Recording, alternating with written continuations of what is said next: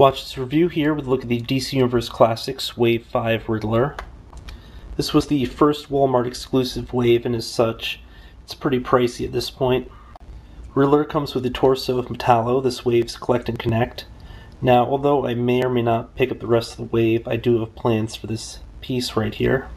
The other figures this wave were the Android Amazo, the Atom, Eradicator, kind of a Superman clone, and Black Lightning, in addition to longtime Superman villain Metallo. There's a small read-up here on Riddler if you want to pause it, but I mean everybody knows the story. He's a Batman gimmick villain that first appeared in the late 40s, and since then it's become really popular. Okay, so sorry about the somewhat choppy intro. I'll have a little read-up on that, but I basically bought this figure around the start of the year for $50 mint on card, shipped of course. And then, about 2 months after that, Mattel decides to announce on Matty Collector that they're reissuing Wave 5 as a Matty Collector exclusive. So it's like, it's a real kick. Matty, you've done it to me again. But yeah, I mean, basically it's not like this is a fantastic figure or anything. It's just stupidly rare because it came out in a Walmart exclusive wave. It didn't have a ton, and it was a really small run. It's basically a recycled body sculpt with a new head.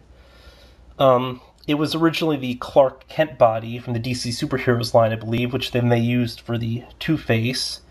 Not this Two-Face, the DC Superheroes Two-Face, and then the DC Superheroes Two-Face got this reused body in the 5-pack, and then in Wave 5 we got the Riddler. And if you haven't heard the rumors, supposedly Riddler is going to be coming out as a different look in Wave 16. Of course, I don't like mentioning those kind of rumors just because somebody's bound to be watching this after Wave 16 is already out, so, At any rate, I'm not 100% sure how legit this is just because mint on card copies seem to show up all the time on eBay, and then the loose ones, obviously, are probably bootleg. I mean, they're from China and everything, but this one had a little paint fade here, and then the neck joint was like kind of loose, so I was half thinking it might have been a bootleg, which would completely suck because when you pay $50, you might as well be legit. But I mean, I would have probably opted for a bootleg, but the bootlegs never seem to have the staff here, and if you don't have the Riddler's cane or staff or whatever, it's not quite the Riddler. As already mentioned, there's nothing terribly spectacular about this figure. He's just for, say, Riddler fans and then people who want to bulk out their Batman Rogues gallery. Articulation-wise, he's identical to any of the business suit varieties. Now, I hate how they have the hand placements on these, just because they're kind of like stuck out sometimes.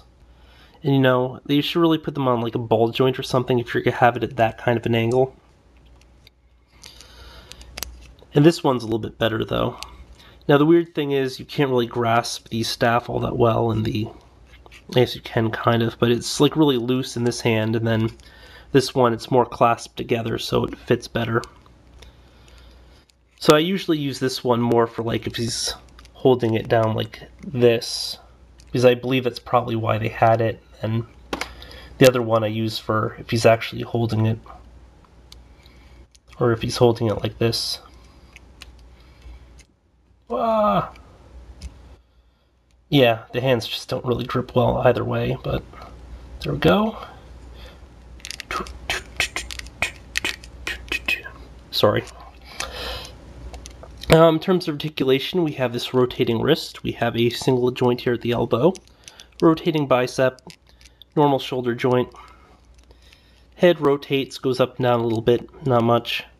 Probably has a torso joint, but you'll never be able to get to it underneath this jacket. Legs have impeded movement forward just because of this, and then I just think the joint's probably just a little gimped.